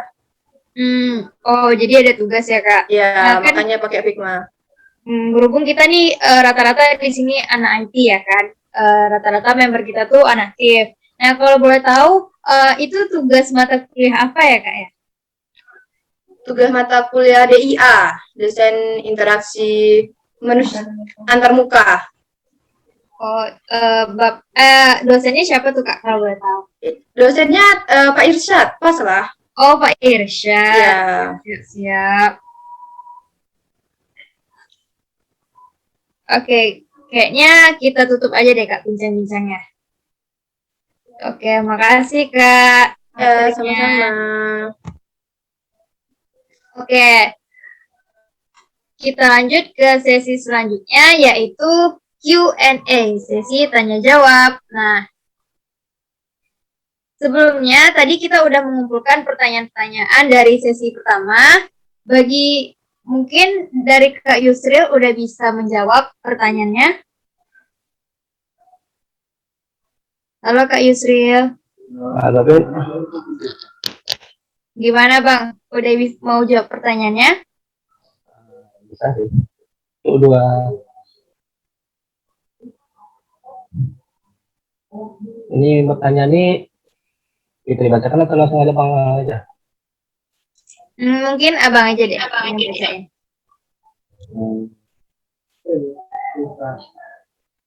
Tadi pertama itu Said Nurfan Hidayat Ilah ya. Pertanyaannya Bang, mau nanya desain grafik sama nggak dengan UI atau UX design? Nah, kalau untuk fungsinya sendiri itu mereka berbeda, tapi sama-sama di bagian tampilan ataupun desain. Nah, desain grafik itu dia lebih ke target pemasaran sebuah perusahaan. Kalau UI ataupun UX design itu lebih ke penggunaan aplikasinya untuk user gitu. Jadi kalau untuk desain grafik dan lebih ke marketing, UI UX design lebih ke usernya langsung. UX design, itu lebih secara ringkasnya gitu perbedaannya UI atau UX design sama desain grafiknya gitu.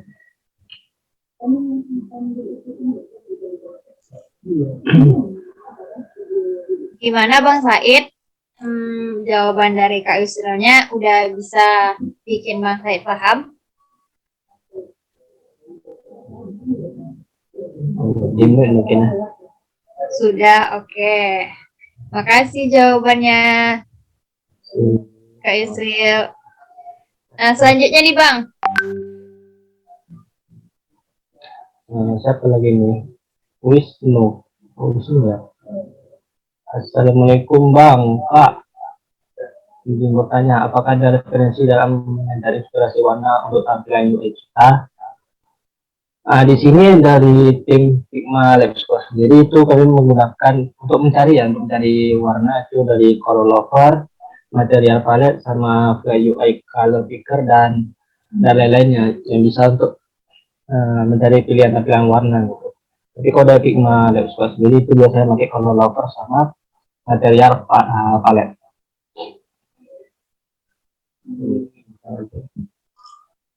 Oke, kayaknya pertanyaan Wisnu tadi mirip-mirip nih dengan pertanyaan Pak Reza nih. Pak Reza juga nanya bagaimana pemilihan warna karena dia kesulitan nih memilih warna yang baik. Nah, kayaknya itu sekali dayung 2-3 pulau terlampaui ya. Nah, gimana nih buat Wisnu dan Kak Reza? Jawabannya udah bisa, jawaban dari Kak Yusra tadi udah bisa membantu?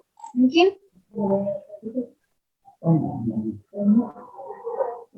Angkat dua ya.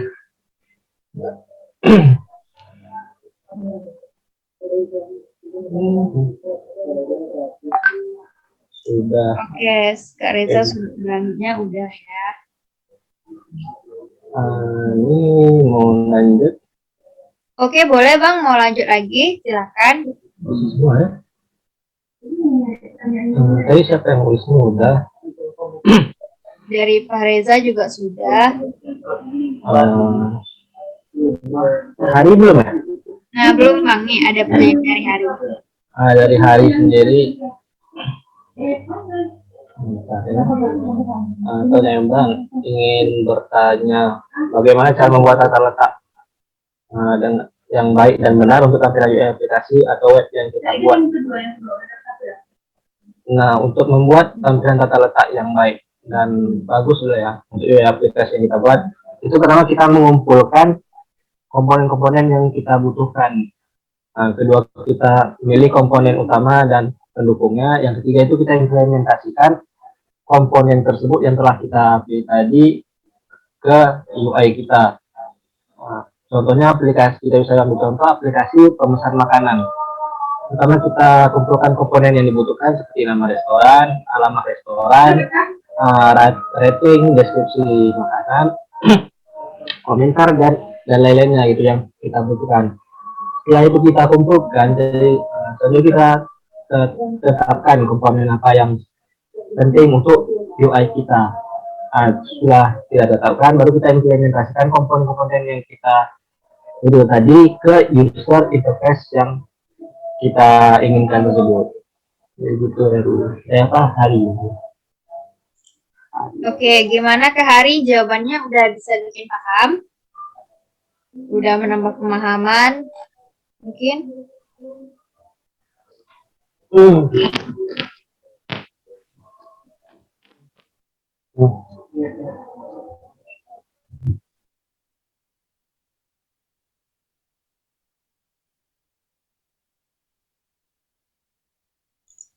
Oke, Kak Arinya belum ada ngerespon nih. Kayaknya mungkin ketiduran atau mungkin lagi ke WC kali ya. Oke, berhubungan lagi azan nih, kita break sebentar ya sambil menunggu azannya selesai.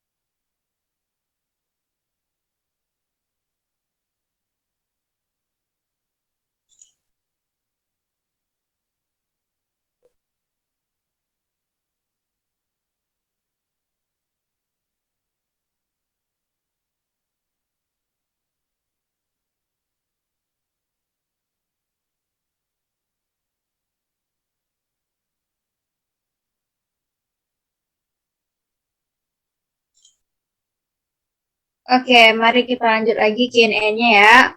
Sebelumnya terima kasih kepada Kak Yusril yang telah menjawab pertanyaannya. Tadi ada 4 pertanyaan nih yang udah dijawab sama Kak Yusril. Tapi kayaknya pertanyaannya nggak banyak banget. Mungkin teman-teman bagi teman-teman yang ingin bertanya boleh ditanyakan, silakan, nggak usah malu-malu ya. Di sini kita kayak diskusi aja, oke? Nah, selanjutnya ada pertanyaan dari Anissa Putri. Mungkin pertanyaan dari Kak Anissa Putri bisa dijawab oleh Kak Suswanti. Halo Kak Suswanti. Halo. Nah, gimana Kak bisa jawab pertanyaan dari Kak Anissa Putri?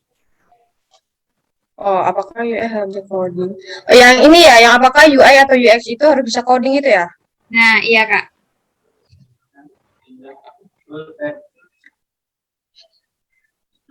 Yes, Rahman.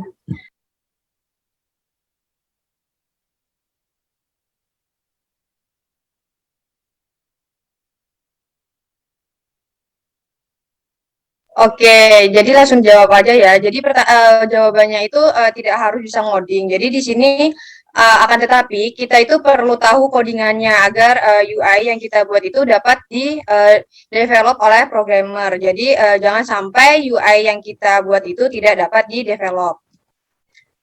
Itu aja sih. Nah, itu ada pertanyaan lagi tuh, skill apa yang harus dimiliki untuk menjadi UI UX designer, Kak? Oh, iya.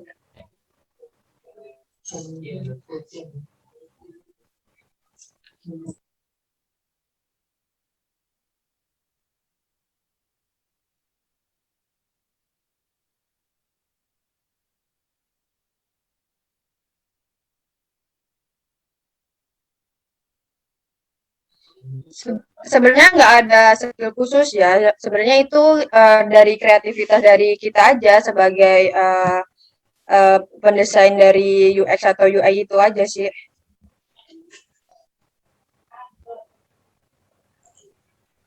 Oke, gimana nih Kak Anissa Putri, jawaban dari Kak Suswanti udah bisa dipahami?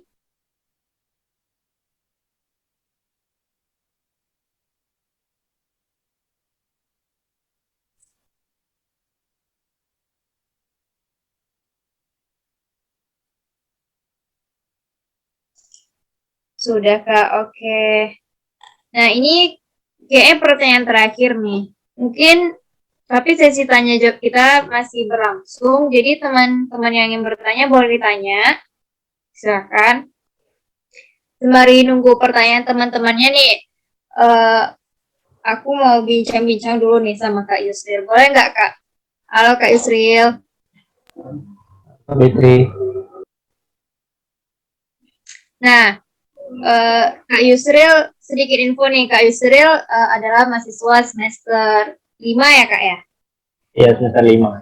Jurusan Teknik Informatika Uinsus Riau. Nah, Kakak kan sama nih kayak Kak Suswanti kan, semester 5 juga nih. Kakak ada ini nggak, udah nyoba-nyoba Figma nggak? Kalau untuk nyoba itu kemarin untuk sebatas ngerjain tugas sudah. Kayak buat sebuah prototype aplikasi mulai dari awal login sampai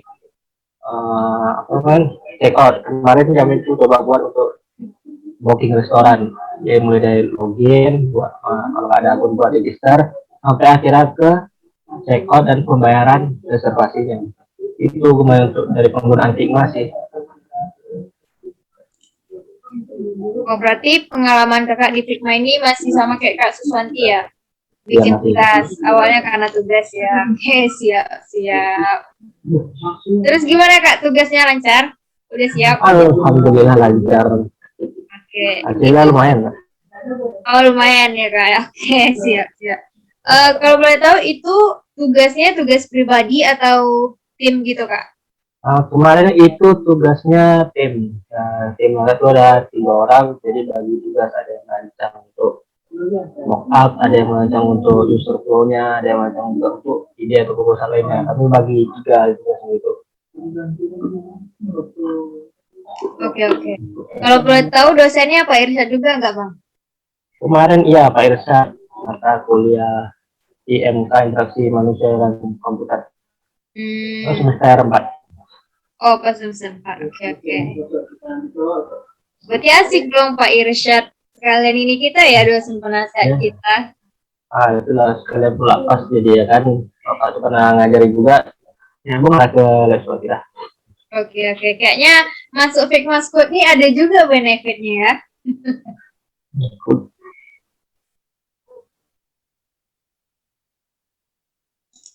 Oh iya Kak, mau nanya juga nih. Kan Kakak udah nyoba Figma nih. Gimana rasanya Bang? Nyoba Figma. Untuk Figma itu penggunaannya mudah kan.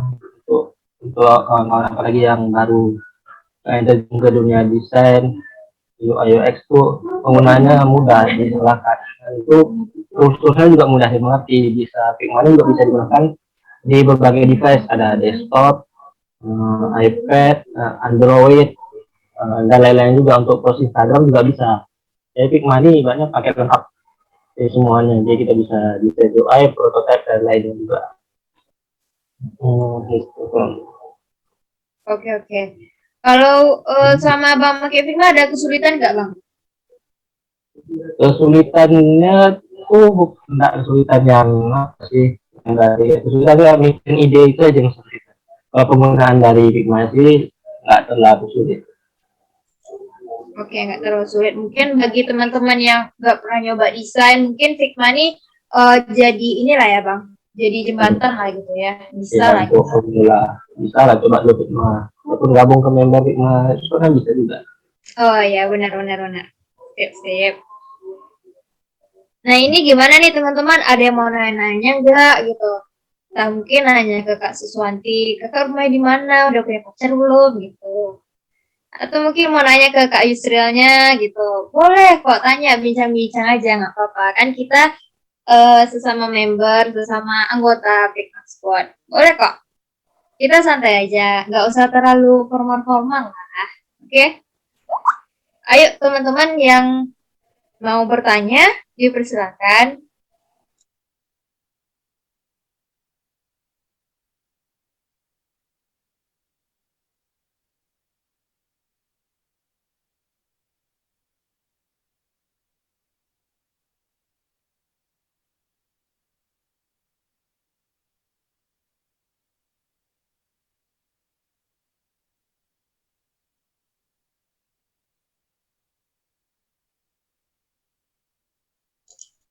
Oke, mungkin kayaknya teman-teman kita masih malu-malu nih. Oke, nggak apa-apa ya guys. Kalau misalnya kalian malu, mungkin bisa nanti tanyain di DC kita. Oh ya, sedikit info, kita juga udah bikin grup WhatsApp. Silakan cek DC-nya. Di situ kita udah bagiin link untuk masuk ke grup WhatsApp ya. Jangan lupa ya guys.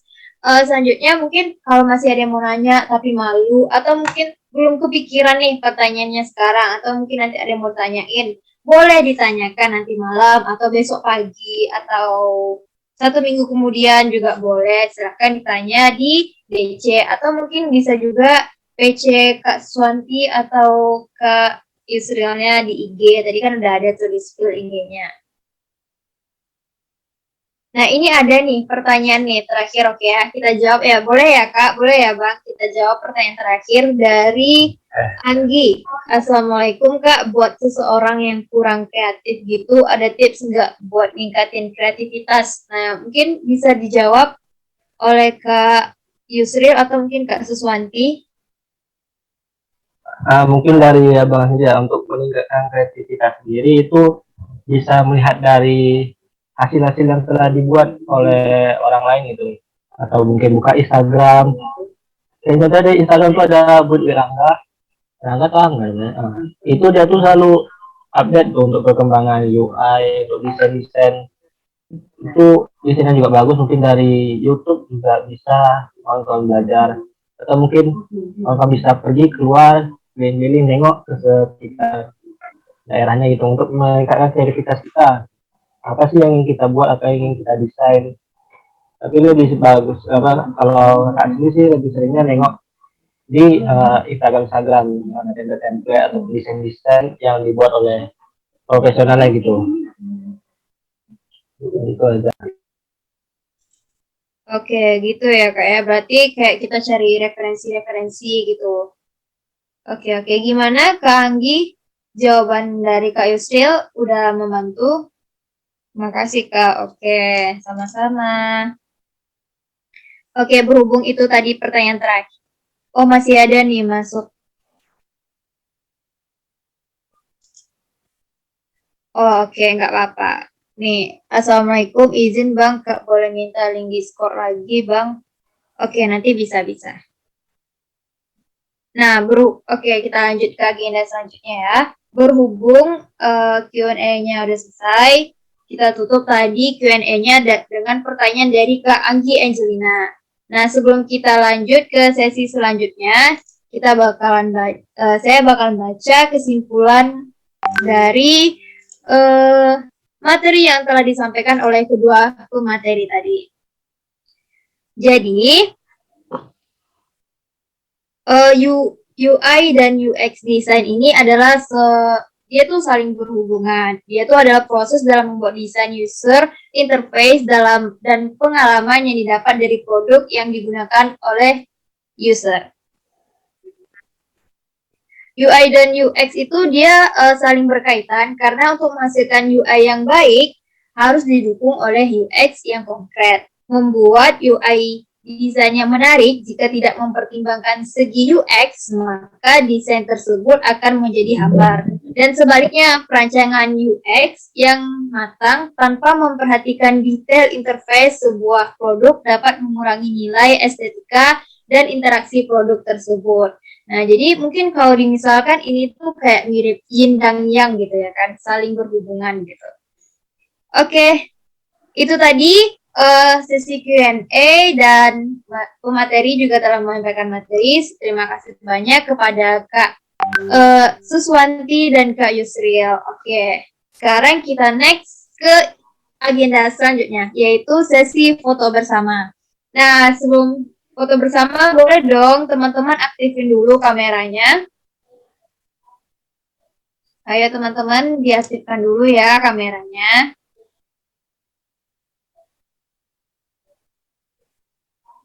Nah, untuk sesi foto bersama ini, saya serahkan kepada operator. Boleh diambil alih, operator.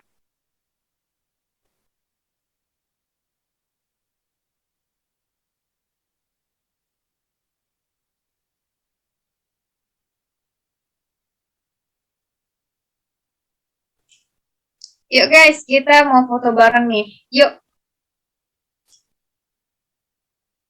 Berikan senyuman terbaiknya guys.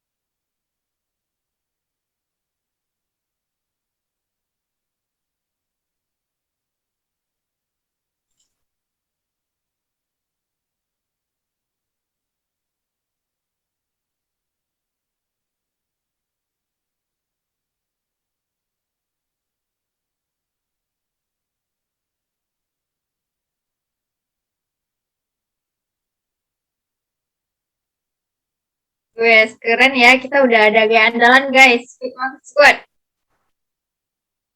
Yuk, yang belum aktif kameranya diaktifin dulu, guys.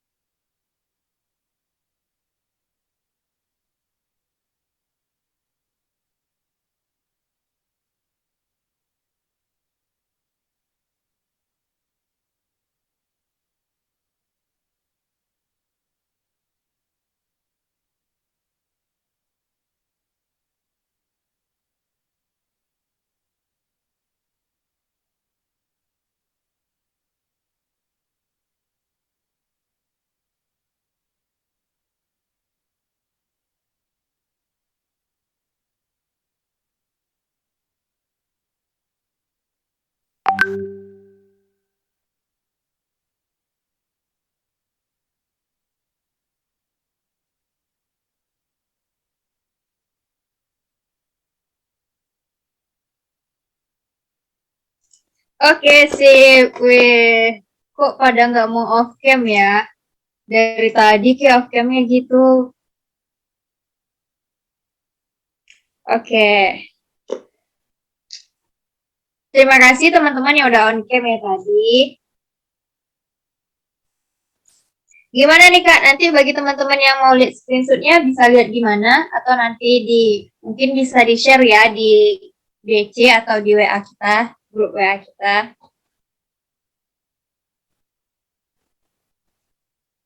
Oke, siap. Nah, sebelum kita tutup, sedikit info nih buat teman-teman. Selamat ya kepada semua teman-teman. Hari ini kalian sudah resmi menjadi member dari Fitmas Squad. Oke, tepuk tangan dulu dong buat kita semua. Yeay. Kami selaku panitia mengucapkan selamat datang kepada semua member Fitmas Squad. Dan berarti kalau udah gabung ke member Fitmas Squad, berarti itu artinya kita semua udah jadi keluarga ya. Jadi nggak usah malu-malu. Kita sama-sama belajar di sini. Bagi yang punya ilmu lebih, boleh sharing-sharing di DC. Nah, juga jangan lupa nanti ya masuk grup WA kita. Terus nggak usah malu-malu, di DC bisa play music. Nah, teman-teman bisa di situ chat-chat aja gitu. Misalnya mau chat siapa gitu di grup boleh banget, oke? Jadi nggak usah formal-formal. Nah, di sini udah ada dikasih lagi link Discord-nya. Bagi teman-teman yang belum gabung ke link Discord, boleh gabung. Dan mungkin teman-teman punya teman lagi gitu. Misalnya ada teman kelasnya yang pengen join ke Fitmas Squad. Berhubung kemarin adalah hari terakhir kita oprek sesi 1. Nah, hari ini udah nggak bisa lagi kan daftar. Tapi mungkin ada temannya yang pengen daftar gitu. Nah, teman-teman bisa infoin ke teman-temannya yang lain kalau kita bakal buka oprek sesi kedua dan tanggalnya itu coming soon, oke? Tapi bakal ada oprek sesi 2, jadi jangan khawatir. Oh iya, jangan lupa nih ngisi link absensi, itu udah disebar oleh Kak Egi di kolom komentar, boleh teman-teman cek ya. Jangan lupa isi kolom absensi untuk dapetin sertifikat webinar kita hari ini. Sedikit info juga, nanti link absensi ini bakal ditutup 30 menit ke depan. Berarti nanti ditutup jam 4:30. Jangan lupa diisi ya guys.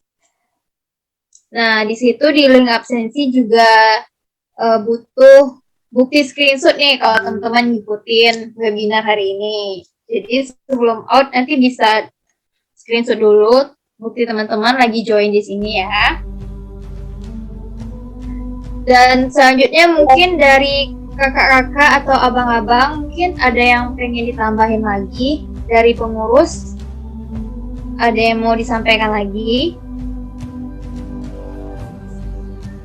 Kayaknya nggak ada ya, udah cukup sekian. Dari Pak Ketua, mungkin ada yang mau disampaikan lagi Pak Ketua sebelum kita tutup.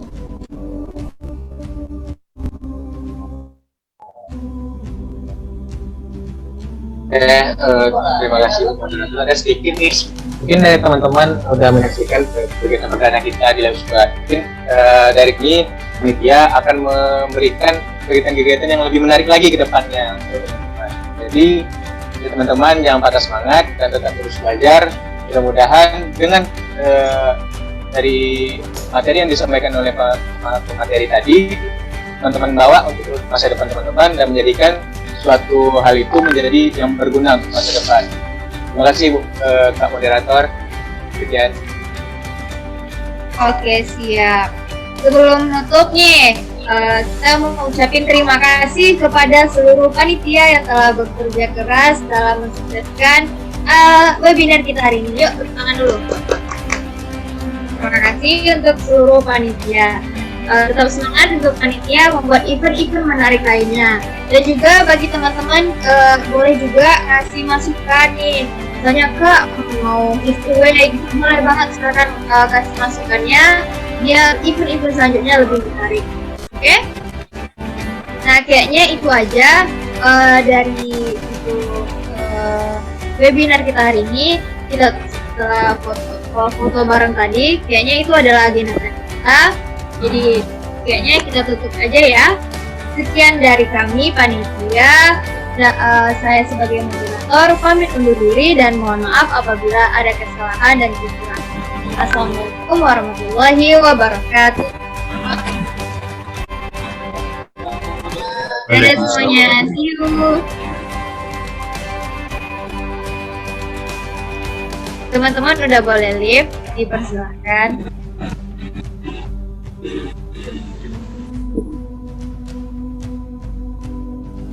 Terima kasih ya yang udah join. See you next event guys.